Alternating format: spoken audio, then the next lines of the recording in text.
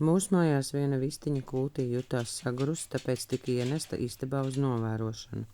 Roko viņu kārtīgi pieskata, lai neviens neaiztiek, lai neviens nedara pāri. Pēc nedēļas vistiņa jau, rušinās pa spaini. Un tagad mūsu Mudītei ir draudzene, un tagad abas divas, Mudīte un Judīte, staigā kopā. Viņas tā kā draudzējās, tā kā ne, bet atpakaļ uz kūti iet negrib nu nekādīgi. Dāmas pamanījušas, ka durvis vaļā, jau cilpo pa māju. Paskatās, ko te varētu padarīt, kur vēl varētu piekakāt. Nu, un tā katru dienu viņas tiek izmestas ārā, vakarā viņas ielaiž atpakaļ. Tā viņas te staigā bez darba galīgi. Bet nu nekas, tiklīdz ārā tiek izlaista pārējā saime, tā abas divas, Mudīte un Judīte, ļoti grib tikt atpakaļ istabā, jo viņas uzskata, ka viņas visi sit.